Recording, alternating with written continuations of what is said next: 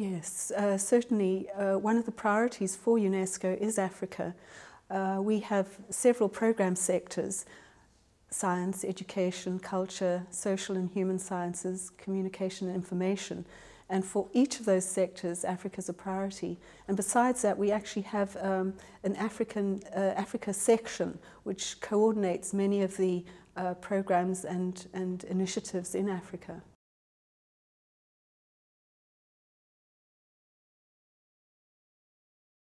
Well, I think UNESCO can help in two ways. First of all, our great value added is our access to governments.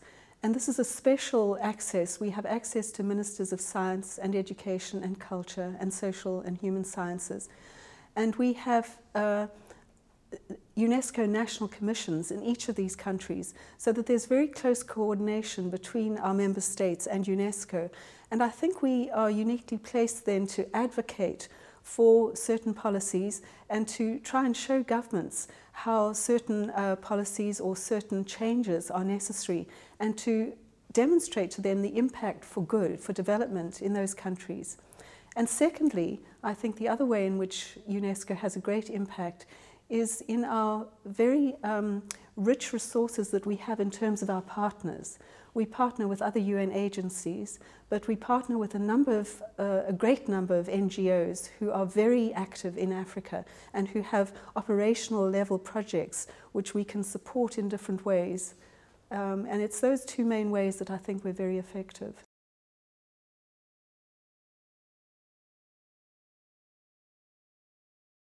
Yes, in fact I come from the science sector, and of course scientists have been perhaps the most accused of being in ivory towers, and scientists have been at great fault, I think, in explaining themselves and in converting their research into applied, into innovative applications for problems. Now, partially I think governments and UNESCO as a reflection of, we're an intergovernmental organisation, governments are divided into ministries, and part of this has been part of the problem, just like universities were divided into departments. And increasingly there's been a great pressure to work intersectorally, because many of the problems require not just a scientific answer, but they have cultural aspects, social and human science aspects, certainly educational aspects and communication aspects. And so within the UN system, there's an ongoing system of reform now where we're working towards, in the words of a report of Kofi Annan, the previous Director General, delivering as one UN. And this translates not just into UN agencies working together, but within an agency like UNESCO, that we are now being encouraged to work intersectorally on certain problems. And the issue of HIV and AIDS within UNESCO has been a very successful program for intersectoral work, with all the sectors involved in the activities related to that.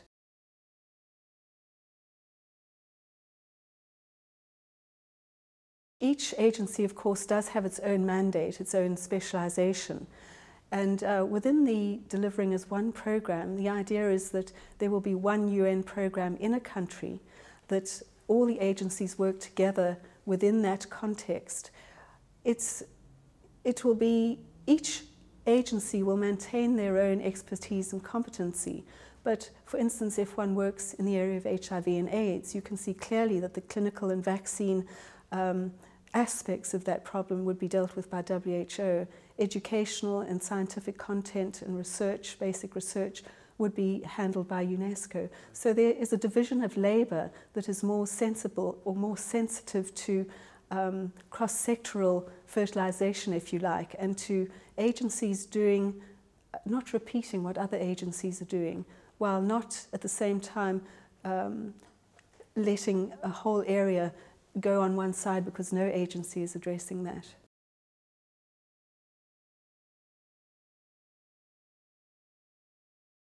I think I'd like to see it more as a challenge, and I think the situation has changed dramatically in the last 10 years, in the last 5 years, with rather large donors coming in, and in fact many, many more NGOs.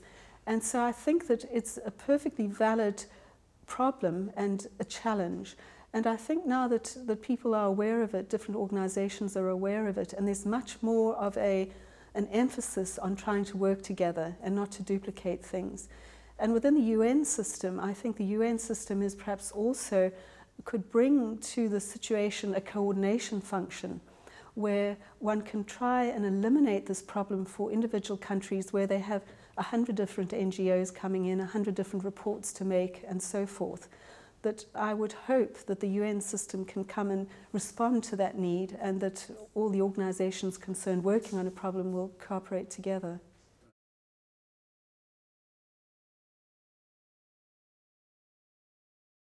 Well, there's a UN report on achievement within these goals each year, and there are certain particular indicators, criteria that are set for each of the goals.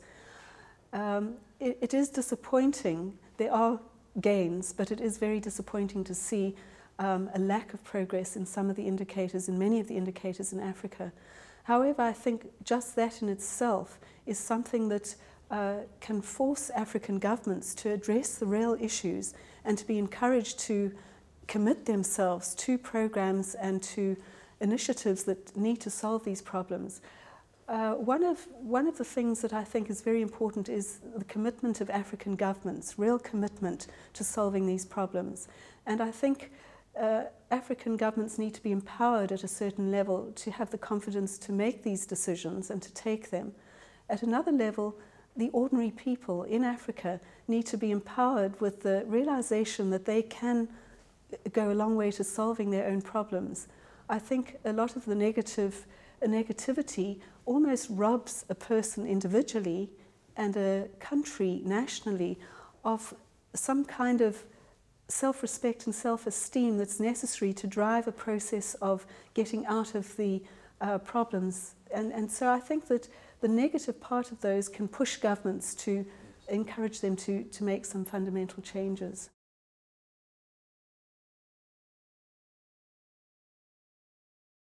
If you rob people of their responsibility and of their ability to solve their own problems, you're undermining their very ability to do what they need to do.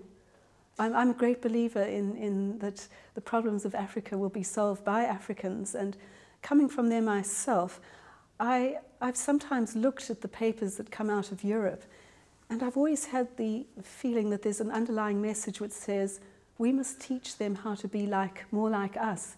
And I've kept thinking, yes, well, there's globalization and we have to leapfrog into the global world, but there's something about Africa that is unique, and different countries, of course, are very different within Africa, and there's something there that will drive Africa forward when it comes entirely from within Africa. And I think it has to do with what I call the African soul, because I can't think of it in any other way.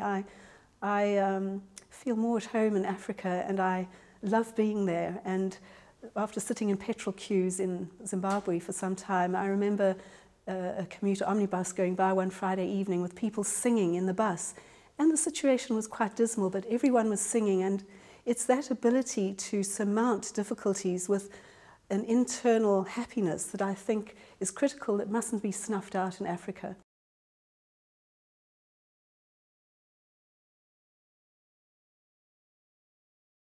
I'm very hopeful for its future because of the nature of the people who are Zimbabweans.